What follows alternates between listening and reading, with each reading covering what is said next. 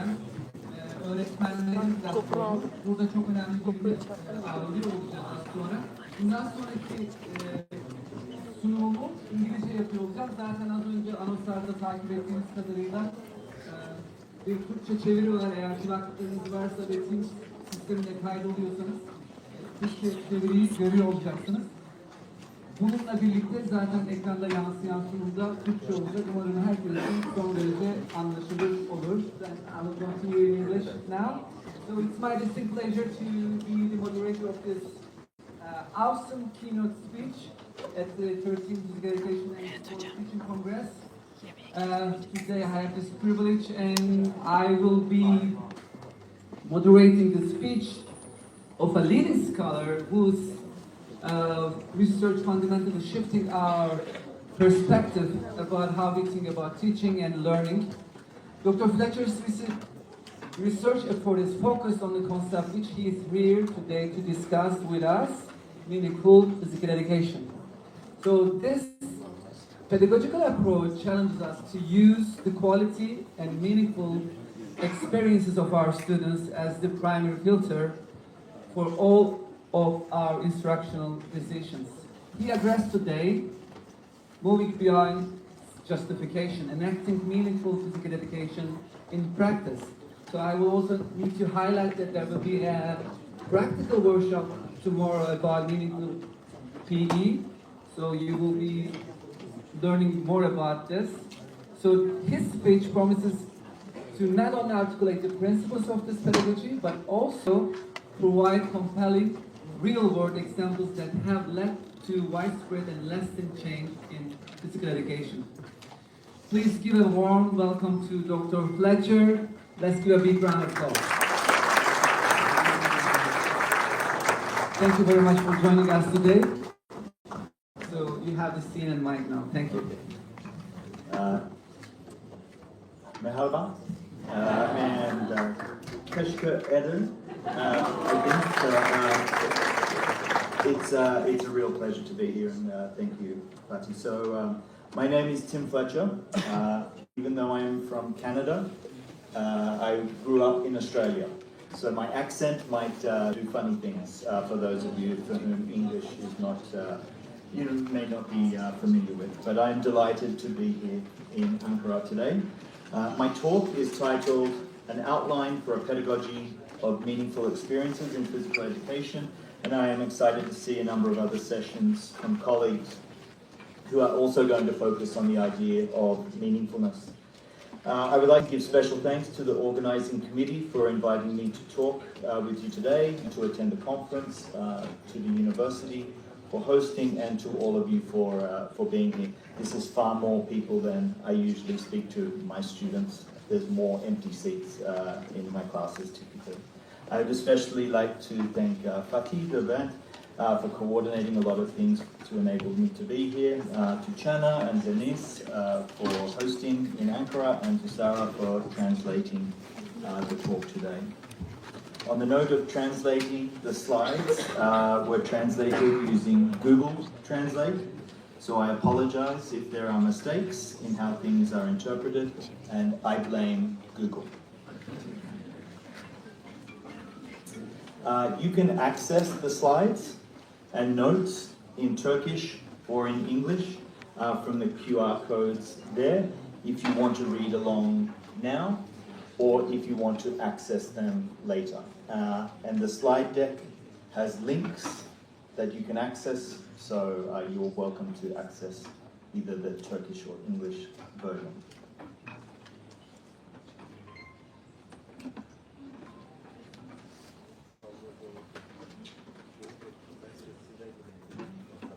Okay.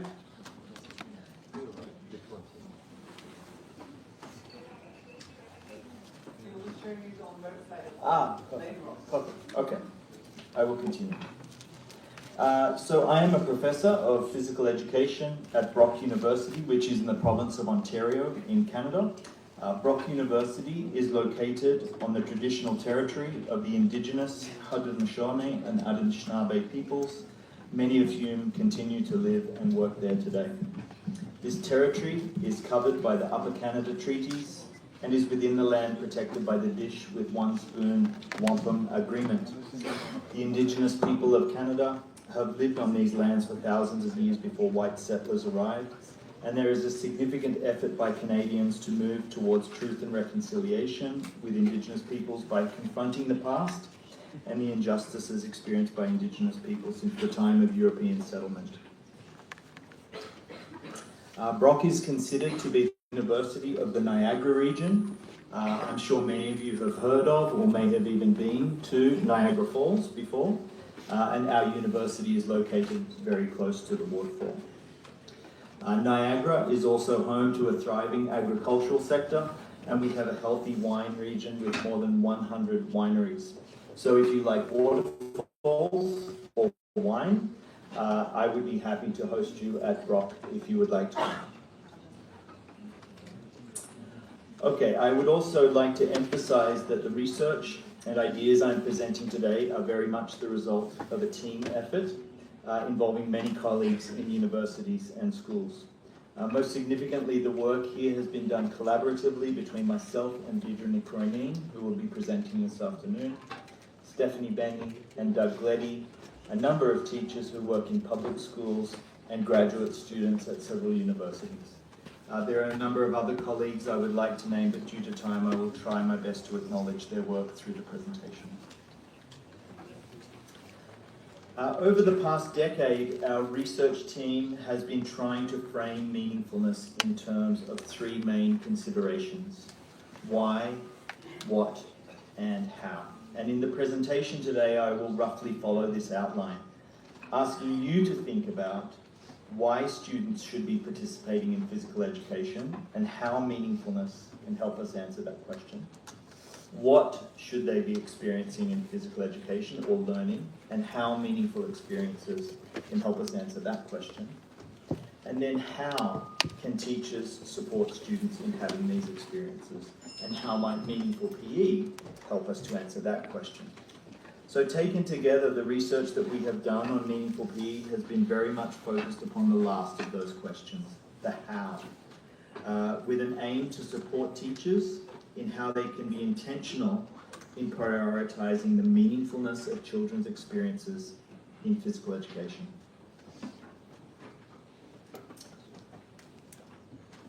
Before we explore any further, I want to define two key terms: meaning and meaningful. And I recognize that these terms have specific definitions in English that might be different in other languages, so please keep that in mind if you are trying to understand the concept in Turkish.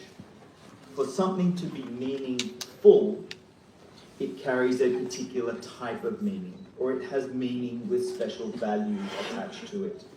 That is, it should be personally significant. And research in positive psychology by Leontev and Martella and Stiga suggests that meaningfulness consists of three major elements: purpose, significance, and coherence. And to apply this structure to physical education, we might say that it can become meaningful when children see it as a place for self-improvement, where they can set personal goals, that's the purpose, that will help them achieve something that they perceive as valuable, such as making friends, becoming competent in something, having fun, that's significance, while also enabling them to carry the experience beyond physical education and into their wider lives in a coherent or connected way. That's coherence.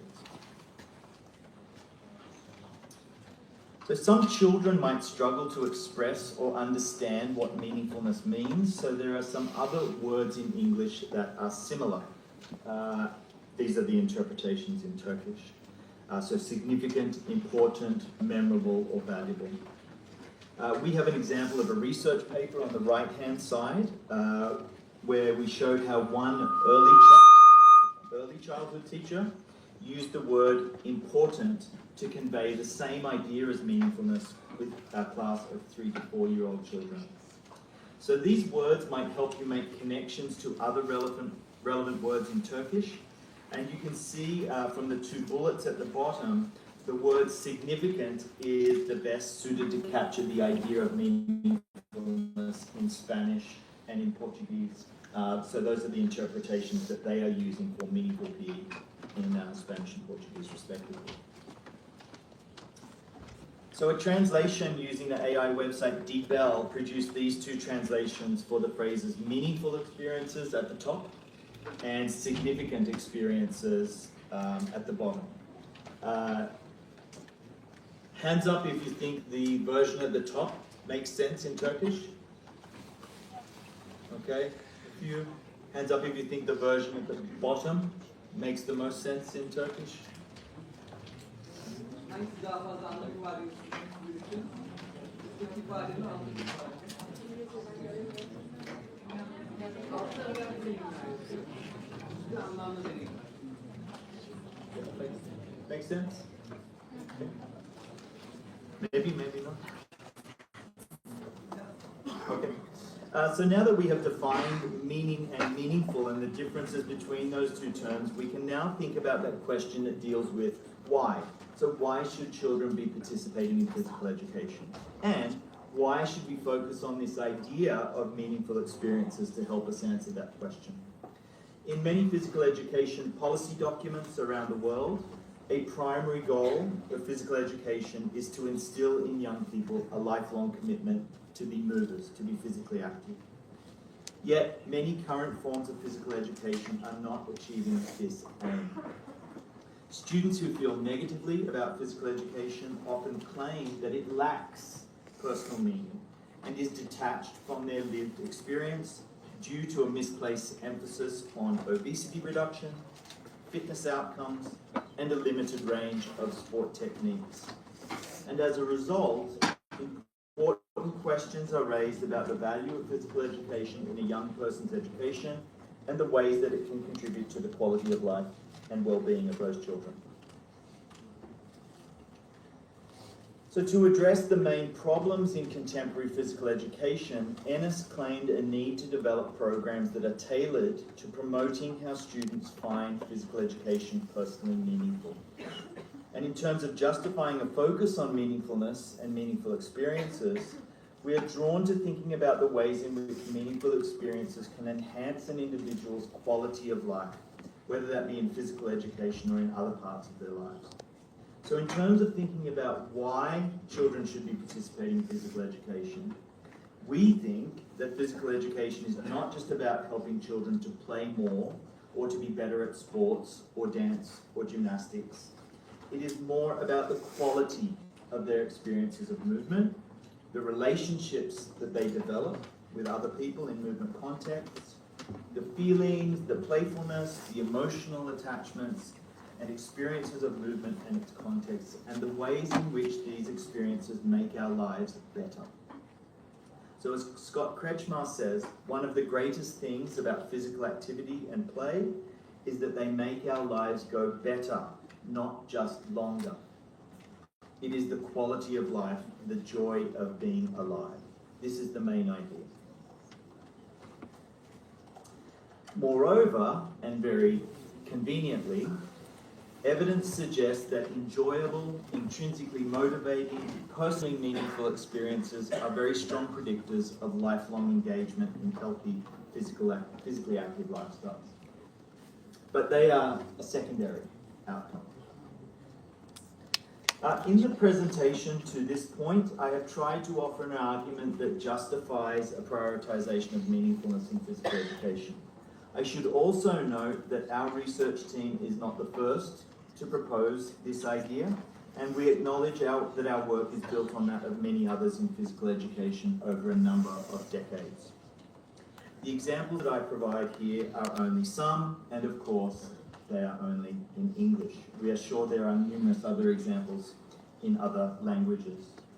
However, many of the proposals offered in these examples have stopped after the argument, why should we focus on meaningful experiences, has been provided, which has meant that meaningfulness has often remained as a concept and therefore is too theoretical and has been out of reach of many teachers for whom questions of practice and enactment are important.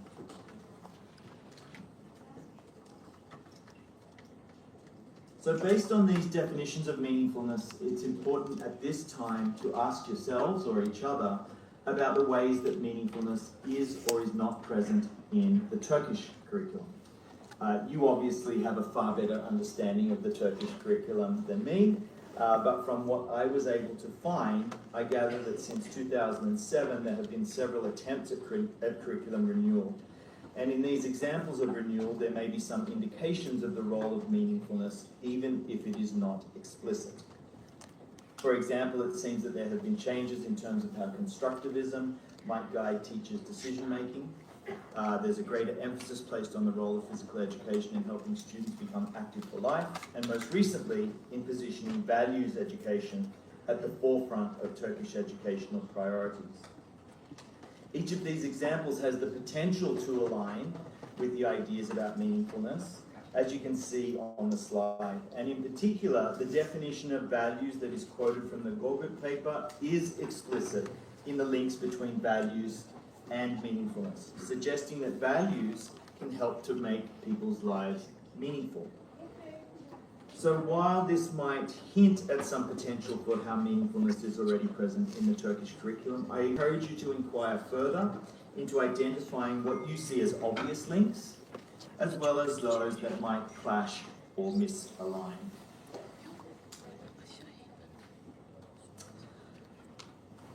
So building from the justifications and rationale for focusing on meaningful experiences, we sought to review the literature on what children have described as contributing to meaningful experiences in physical education and youth sport. And to do that, we looked at research conducted in English between 1987 and 2015. And you can access this article for free. There is no paywall by heading to the journal Quest, or we have a personal research website that you can access it for free as well. And in that article, we found evidence for what we call the features of meaningful PE. And you'll hear me use that word a lot through the presentation. And our initial list was guided by some of Scott Kretschmar's work, but what is important is that we also found evidence for the language of the features in the words of children who participated in the research that we've conducted. The research that we have reviewed.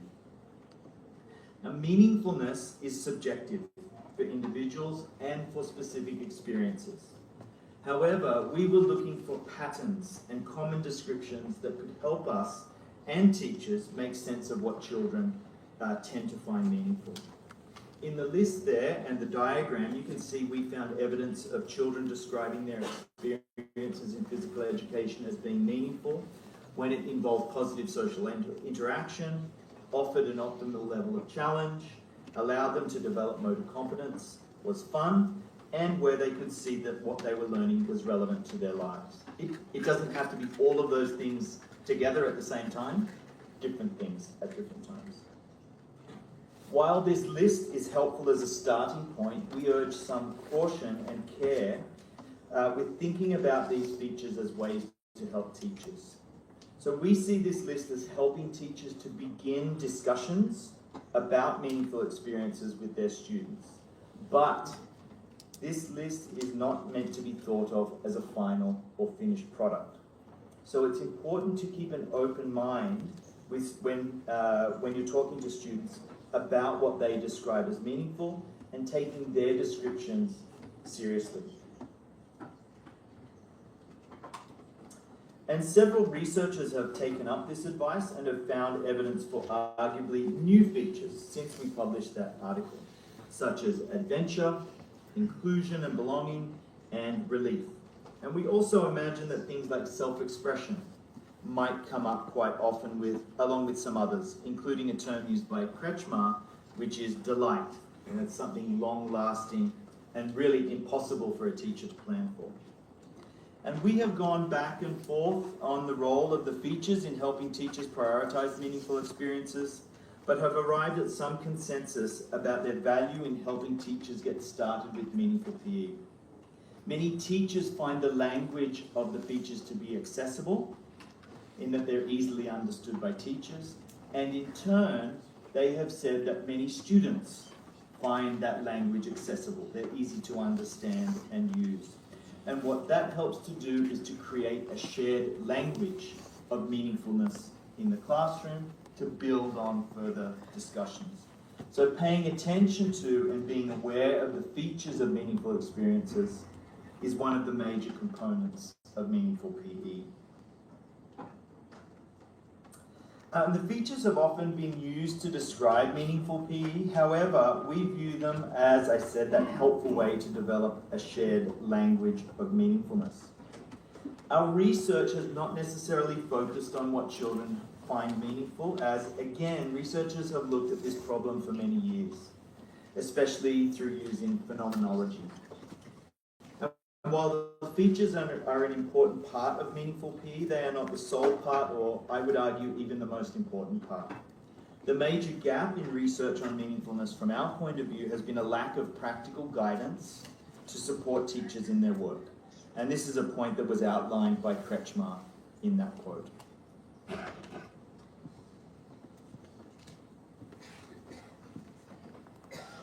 So I would suggest that our major efforts and contribution have been in outlining pedagogies that teachers can use to prioritize meaningfulness in their practice.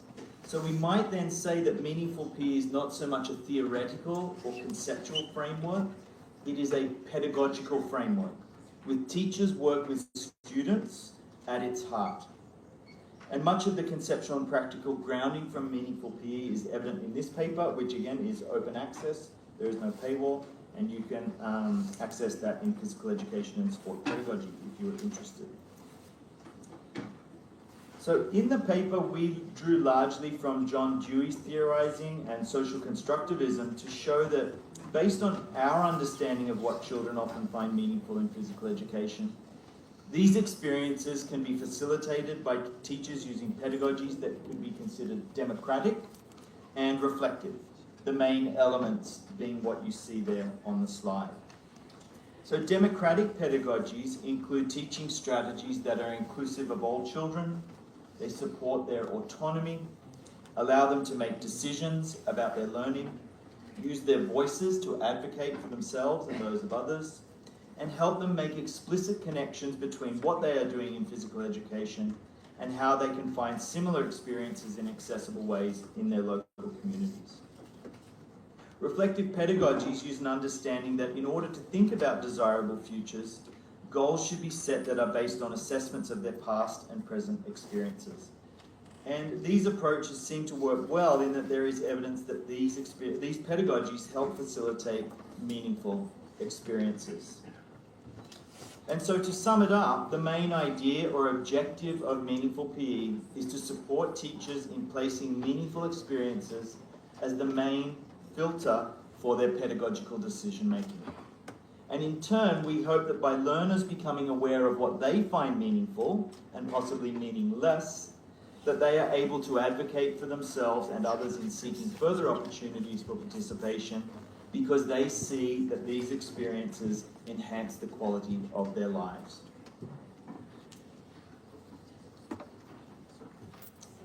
Briefly stated, meaningful PE involves teachers using democratic and reflective pedagogies, which you see there in the center of the diagram, to support students' experiences of meaningfulness, which are often described using one or more of the features which you see at the bottom. So that's a simple infographic about how the ideas are organized. Some people also ask if this is a model, like sport education or tactical games. And we see the relationship as being something like what you see on the slide. So many models have often been found to contribute to meaningful experiences for children. So we are not seeking to make another model. Instead, we think that meaningful PE might provide an overarching framework to make decisions about which models or approaches to choose based on their potential to facilitate meaningful experiences. And I know some of my colleagues will be talking about that during the conference as well. And at this point, you might, like a few other people, be asking yourself, well, isn't this just good teaching, universal design for learning, something like you might have heard of, self-determination theory, or old wine in a new bottle, like something old is repackaged? And in some ways, we could answer yes to all of these questions. But we would also argue that while our approach contains elements of these things, the way that meaningfulness is positioned and prioritized would make the idea of meaningfulness accidental, it's good if it happens, rather than intentional, something that happens by purpose. So it's the prioritization, the intention, and the purpose that we believe is what makes our approach distinct. And something that we keep asking ourselves and will continue to ask ourselves is, how does this make a difference to teachers and students? And in what ways has this led to any change or improvement or insight? And we've found quite a lot of evidence to indicate that there has been some changes in how teachers approach their work and how students experience physical education when their teachers use meaningful PE. So to summarize the evidence, and this is just to show I'm not just making stuff up, there is some background to this. Some key points are that meaningful PE, this is from the teacher's perspective, meaningful PE provides a shared language to help intentionally prioritize meaningful experiences. It helps them to articulate their beliefs and to justify their values, which they previously found difficult to describe. It can lead to changes in practice, particularly in terms of coherence in how the concepts, principles, and approaches are used.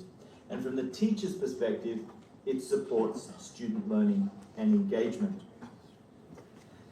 There is also a much smaller base of evidence that is being generated about students' experiences of meaningful PE, but it's showing that meaningful PE can help students become aware of what makes physical education meaningful to them, and they express that through the shared language of the features, that they are able to advocate for themselves in terms of supporting the meaningfulness of their experiences, and it's showing some powerful learning in physical education.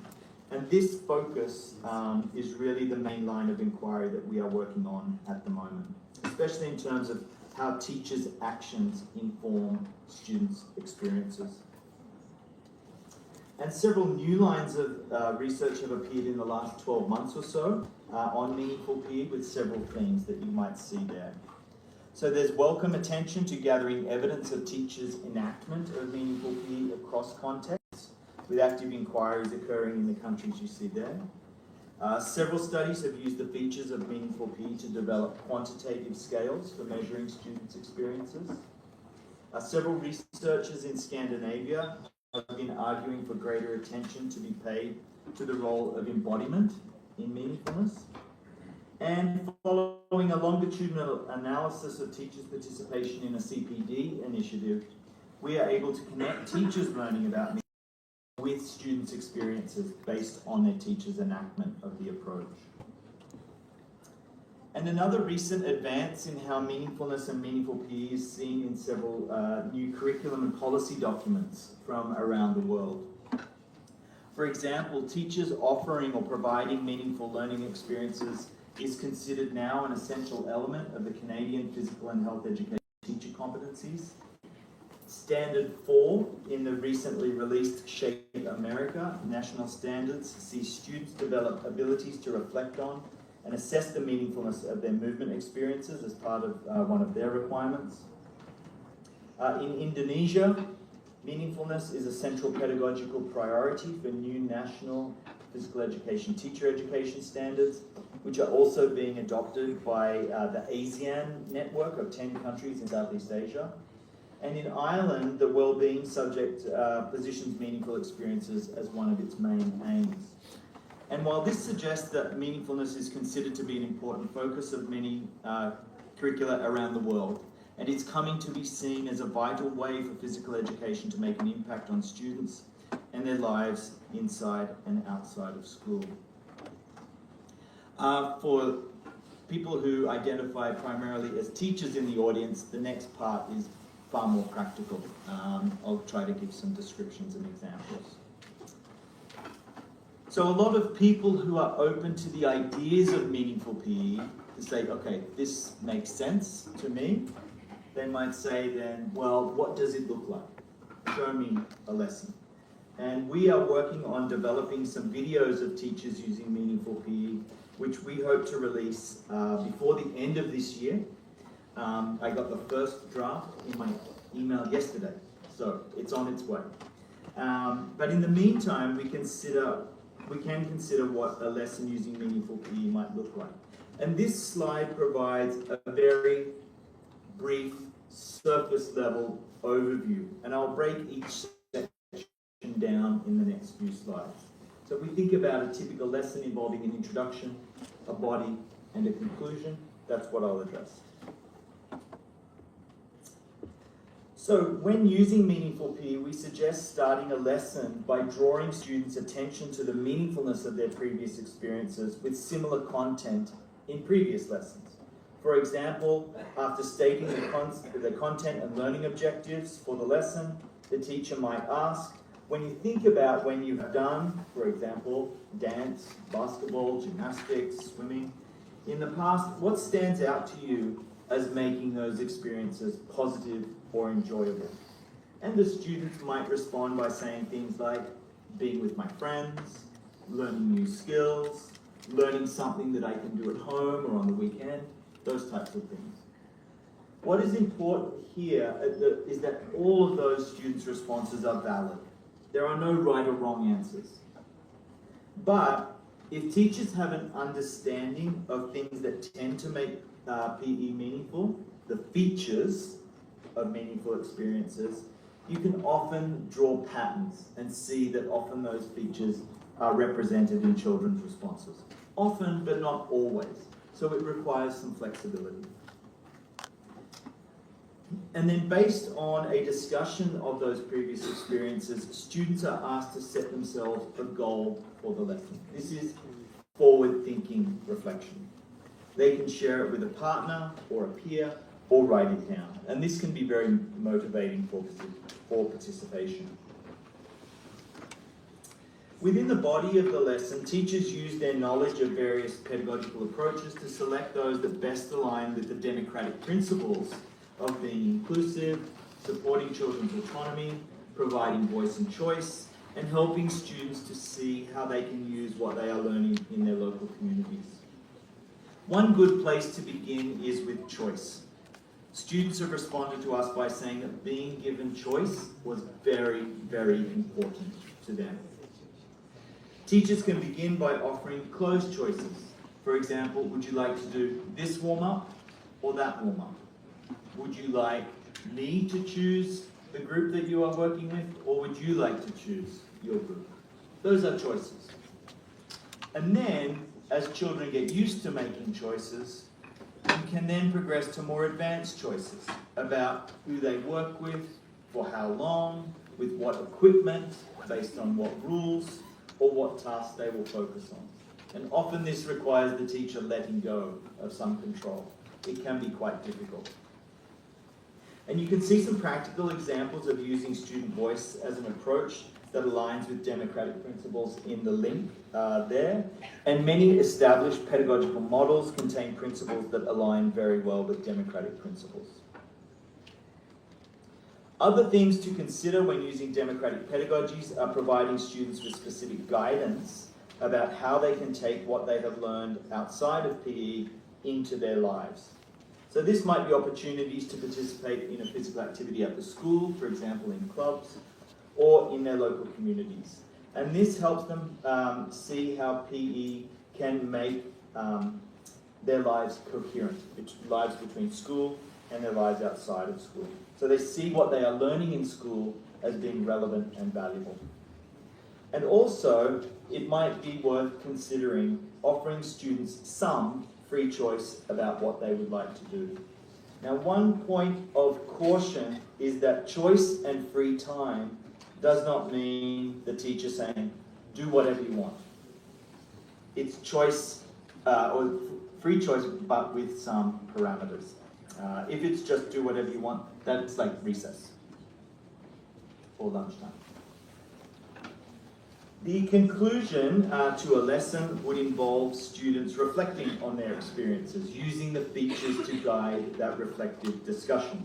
So they might talk with a friend, write something down, or even have physical education homework where they write in a journal or a diary about their experiences.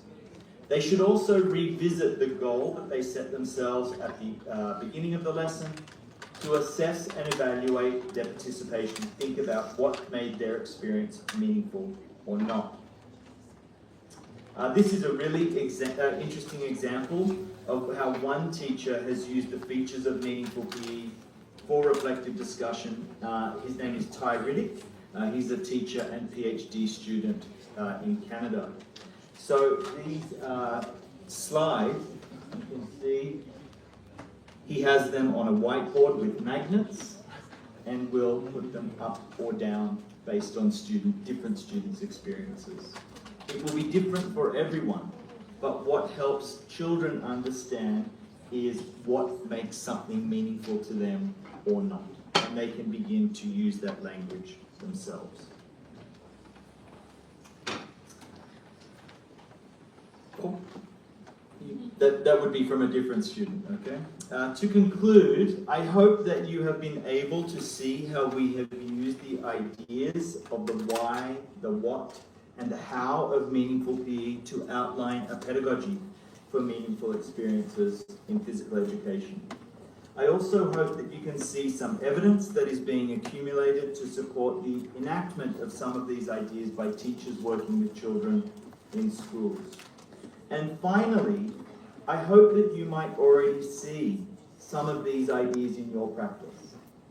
Many of you will probably be saying, I already do that. And that's a great thing. It's a really good starting point. And I hope that it might inspire you to learn a little bit more about meaningful PE and to be explicit in prioritizing the meaningfulness of students' experiences in teaching physical education. So, many thanks, Tashka Ederin.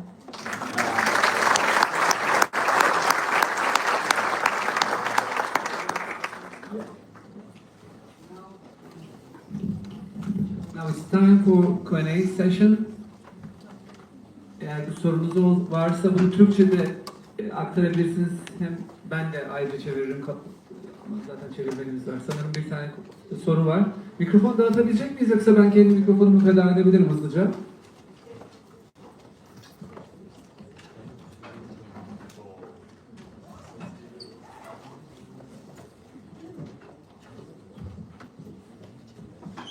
Öncelikle geldiğiniz için teşekkür ederim. İngilizce de söyledim ama Türkçe söyledim. My students in Turkey care mostly about exams. Some of them are not interested in physical education because it is not part of the exam. What do you think about this? How can I change them? I wish I had the answer. It is a common problem in Canada as well, and I think in many countries. And do you want to translate? Çevirmenim şu an geliyor mu çeviri şu an? Benim söylememe gerek yok.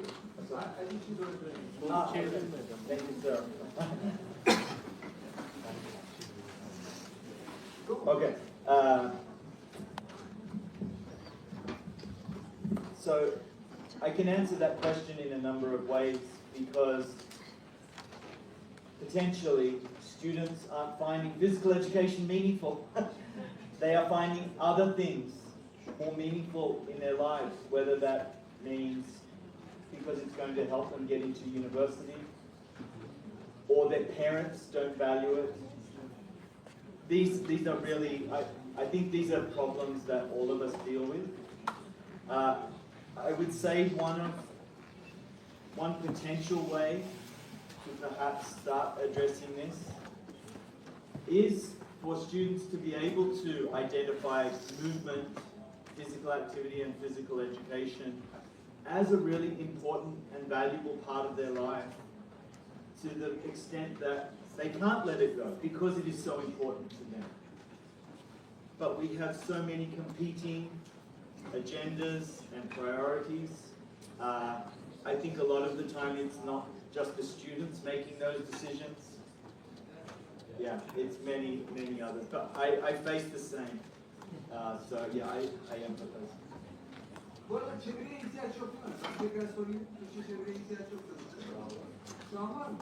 Aslında ben bir kısmını kaçırdım ama bu sorunun doğrudan cevabını kendisi veriyor ama bazı potansiyel durumlar olabileceğini söylüyor. Aslında en son söylediğinden ben hareket edeyim. Çünkü çeviri oluyor diye çok dikkatli dinlememiştim. Öğrencilere eğer bir seçme hakkı veriliyor olsaydı beden eğitimi onlar için çok daha anlamlı hale gelebilirdi. O seçme hakkını verebileceğimiz bir platform, ortam oluşturmak belki de potansiyel seçimlerden bir tanesi olur. So I kind of list the first. I think as well that one of the things that we're advocating for in Meaningful PE is for children to advocate for themselves. And maybe if they can begin advocating for why physical education and physical activity is important to them in the classroom, they can advocate to their parents, to other teachers, things like that. Ya aslında beden eğitimci olarak sadece beden eğitimi savunanlar biz olmak yerine öğrencilerimiz de bu önemli dersi, bu önemli kavramı bizler adına, bizim için aslında kendileri için dolayısıyla ailelerine, diğer öğretmenlere savunması, bu konuda haklarını araması konusunda belki onları harekete geçirebiliriz. Yani zor olsa da aslında bunu başaran çok öğretmen olduğundan da fazlasıyla biliyorum. Başka mükemmel bir soruydu bu arada hocam. Teşekkür ederim. Yani bu kanayan yaraya temas oldu, konuşmuş olduk. Çok teşekkür ederim ben herkese. Başka sorular da almak isteriz.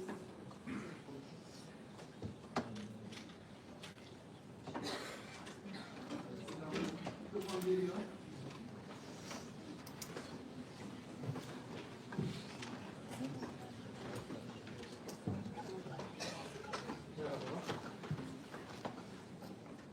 Merhaba. Geliyor musunuz siz? Hocam, mikrofon açıldı. Merhabalar. Yaptığınız sunum için çok teşekkür ediyorum. Burak Güneş, ben Sakarya Uygulamalı Bilimler Üniversitesi'nden katılıyorum. Çok değerli bilgiler sundunuz. Şahsen ben çok keyif aldım. Ben şunu merak ediyorum. Tabii ki anlamlı beden eğitimi çok değerli.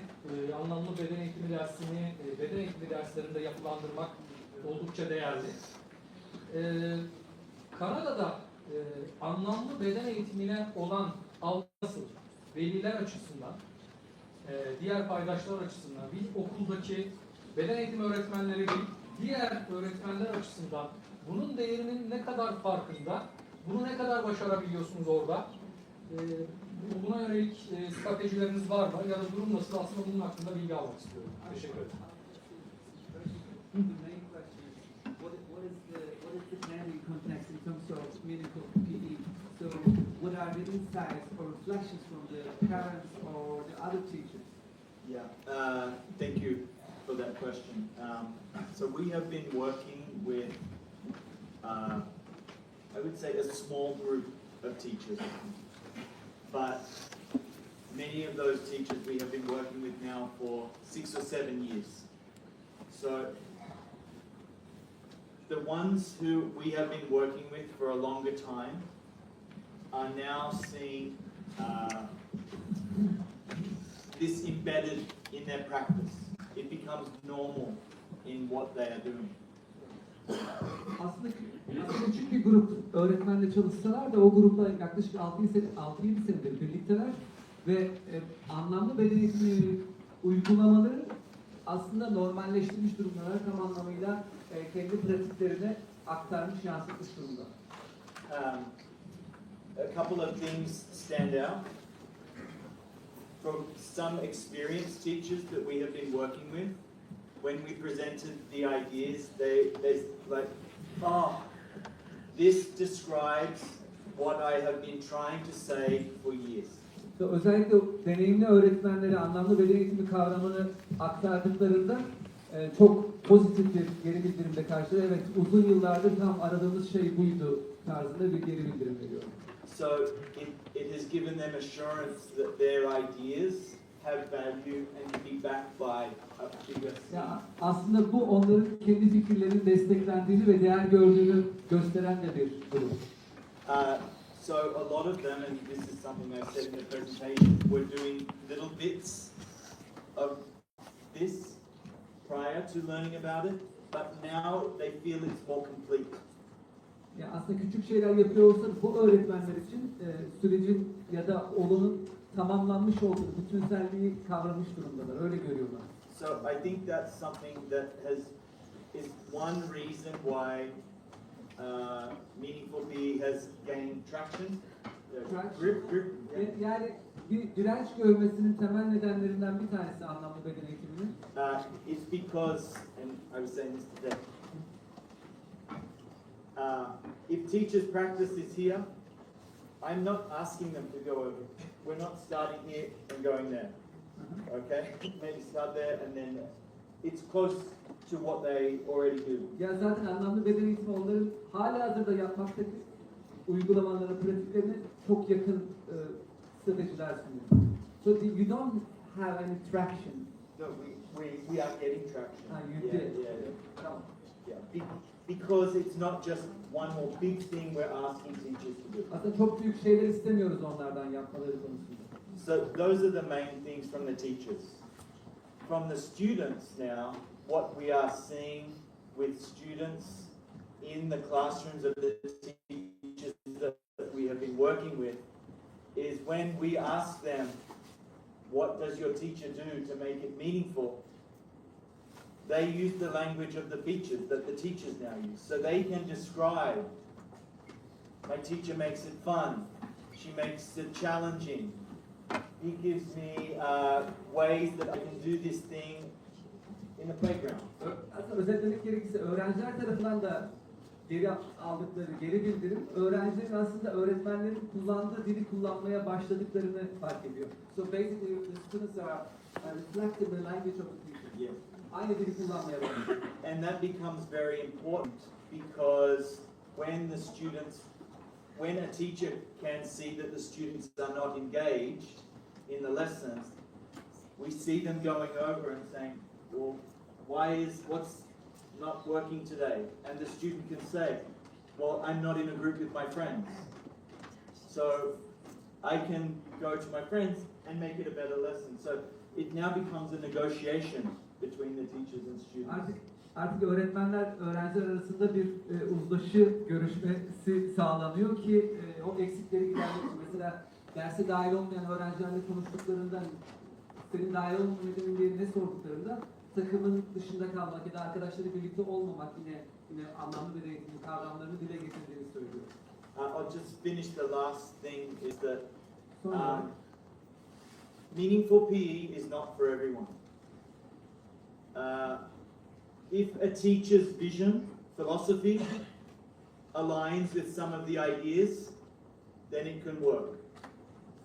If a teacher's priority is to develop students' fitness, this is probably not the approach for them.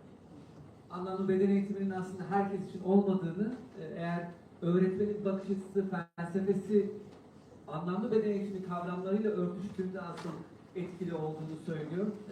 Demek ki öğretmenler için de anlamlı olması, değerli olması gerekiyor. Sizin de en başta söylediğiniz.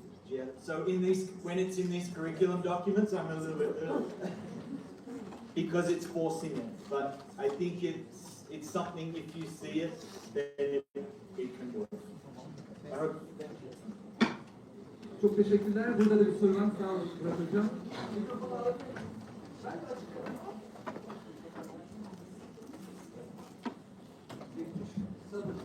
Ses, tamam. Teşekkürler. İsmim Murat Aydın, beden eğitimi öğretmeniyim. Teşekkür ederim konuşmalarından dolayı. Şimdi anlamlı beden eğitimi için öncelikle bir öğretmenin bu alanda yeteneklerin, becerilerin ve bilgisinin iyi seviyede olması gerektiğini düşünüyorum. Sizin kendi ülkenizde bir beden eğitimi öğretmeninin geliştirilmesi veyahut da eğitimin süreci hakkında Türkiye ile karşılaştırma yaptığınız zaman nasıl bir farklılıklar, benzerlikler var? Bu konuyu merak ediyorum. Teşekkürler. Evet, bilgisi var mı bilmiyorum. Bu anlamlı beden eğitimi kavramından bir koparmadan nasıl yapılıyor? Mesela bu soru eğer merakın... Kendi ülkesinde bir beden eğitimi öğretmeninin gelişimi için nasıl safhalardan geçiliyor? Ve bilgi beceri konusunda nasıl bir çalışmalar var ülkelerinde? Şöyle yapabilir miyiz mümkünse? Bu soruyu daha sonra çay molasında, kahve molasında yapalım. Çünkü anlamlı beden eğitimi kavramından soruların kopmasını ben açıkçası moderatör olarak istemiyorum. Ama bu sorunuzu, merakınızı çok anlıyorum. Actually, the question is about the anlamlı beden eğitimi program and how the teachers are trained. So I suggest you might not be called at the conference in more detail.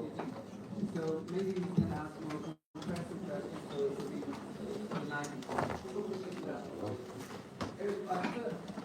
soru da alabilecek vaktim var gibi görünüyor. She's a teacher as well, private school, and see all the blues are there, all there, and we appreciate them. Çok sağ olun, Teşekkür ederiz. Hocamın sorusunu şöyle çevirmek istiyorum. Kanada'daki beden eğitimi öğretmenleri arasında anlamlı beden eğitiminin eğitim sistemine dahil edildiğine tanık oldunuz mu? So, actually, you mentioned about the teachers and the group, small group of teachers that been experienced in leadership for the last 6-7 years. So, have you ever seen any other teachers that use the uniform to lead? And can you describe the experiment? Yes, so we have, it's an interesting project because it's different from these large-scale projects across hundreds of teachers. We don't feel that that would work. We have started very small and been slow. Büyük gruplar yerine küçük gruplarla acele etmeklerini özümseyerek yavaşça ama emin adımlarla Going very deep. derinlemesine inerek. Yeah, but we've done that in Canada with in 2 research sites with about 20 teachers. And then Deirdre this afternoon, she will talk about a big European project where we are doing similar. But what is now happening is that those 20 teachers that we have worked with in Canada are now working with their own groups of teachers. So it's Aslında o 20 kişilik küçük grup artık kendi bölgelerinde, okullarındaki diğer öğretmenlere anlamlı beden eğitimini aktarmaya başlıyor. Aslında elçiler gibi çalışıyorlar tabiri caizse. Anything else? just each teacher's enactment is different because it's not a model. It's not step 1, 2, 3, 4. It's going to look different in every classroom. Aslında bu söylemlerin sonunda da fark ettiyseniz bir öğretim modeli değil beden eğitimi öğretiyor. Aslında daha büyük bir şemsiye, çerçeve, kavramsal çerçeve sunuyor. Dolayısıyla her öğretmenin uygulaması kendi anlamları, verdikleri değere göre farklılık gösteriyor. Maybe this is the unique part of your framework. Some teachers like it, some they want steps. Az önce belirttiğini ben de hatırlatmış olayım. Sanıyorum 16-15'te başlayacak, sonra 17'de Beytü'yle alacağız. Avrupa Birliği, Avrupa'da yaptıkları çok daha büyük bir projeden bahsedecek. O bir online sunum olacak. Onu da vakti gelmişken sizlere bir de hatırlatmak istedim. Any questions? Okay. One there. Thanks for your speech. So, which changes do you implement to your PE lessons after you took the feedback from the students? Yeah, good question. You need to... Öğrencilerden geri bildirim aldıktan sonra hangi değişiklikleri beden eğitim dersine entegre ediyorsunuz? So this is about reflection, the reflection component. Yeah, because many teachers struggle to give time away from movement to talk. Our position is take 5 minutes away in PE, maybe you get 30 minutes at lunchtime after school. But there are different ways that you can do it. You can provide time at the start and the end of the lesson, like I showed, one example. Some of our best teachers that we observe, they ask questions all through the lesson, all the way. They will move around to small groups, to individuals, or they will provide little written things, or using Google Forms or something. Yeah, but let's say I have done it successfully, then what can I change after my about my lesson? Yeah. So actually, the question is about the students' feedback to the teachers. So how teachers modify the lesson based on those feedback. Bu ilk kısmı biraz tercüme etmekte fayda var aslında. Öğretmenler özellikle fiziksel aktivite zamanını çalmak istemedikleri için bu öğrencilere sorulacak yansıtıcı sorulardan imtina ediyorlar ama Onu çok hızlı ders arasında, etkinlikler arasında, ders sonunda yapmayı başaranlar var. Şimdi senin soruna cevabına gelin. Now the feedback from the student. Yeah. So there are two ways. The teacher can use that feedback to start to identify and understand what every student prefers, what they are interested in, and make some changes. So if you see that one of your students is not engaged, but from that feedback, you know that they like competition, you can change that. If they are not with their friend, you can change the grouping structure. So there's that the teacher can use it. I think just as important is that the reflective process helps the students understand what they like. Because I know for me, and probably for all of you, if I take on a new task, I need appropriate challenge. I don't care if Fatih beats me, but but I need to beat myself. Okay? I know that. So it's helping kids develop what they like. Aslında öğretmenler öğrencilerden aldıkları geri bildirimleri bir fırsat olarak kullanıp tekrar onların hoşlandıkları ya da derse dahil olmaları için tercih ettikleri konuları açığa çıkarmasını sağlıyor. Actually, when you receive the feedback, actually what you did as a teacher to give them another opportunity to make the decision about what will be going on. Yani aslında o geri bildirim sıradaki süreçte öğrencilere bir karar verme konusunda bir fırsat sunuyor öğretmen. Onlara bu karar verme fırsatı sunarak dersin geri kalan kısmında daha fazla dahil olmalarını, sahiplenmelerini sağlıyor. Açıkçası bitsin istemiyorum bu ama bir yandan da sona erdirmemiz gerekiyor. Bir tane daha soru alacağım. Aslında iki tane belki alabilirim. Yemek çok acıkmalıysanız.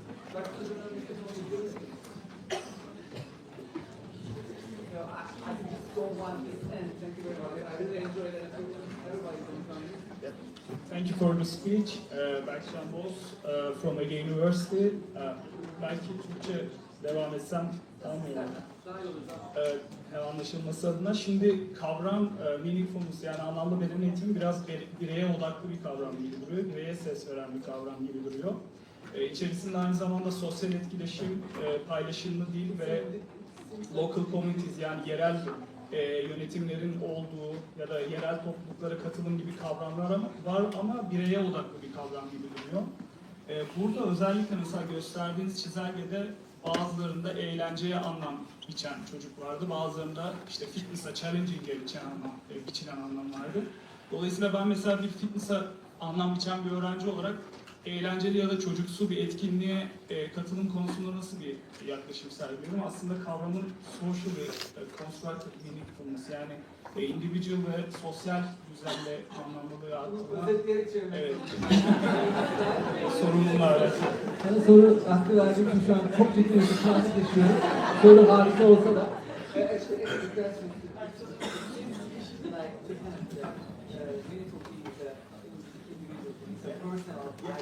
So the question is how is social construction is some of the students need to interact. So For example, as a person, I am attributing value to fitness or challenging, but another student attributing value to the fun, enjoyment, or social interaction. But we are not volunteer or willing to attend same activity in same emotion or the participating. So how do you approach the socially constructed meaningfulness? And how do you moderate the individual perception of meaningfulness and the socially constructed? yeah. Thank you very much. Mikrofonu hemen alabilir miyim? It's an interesting.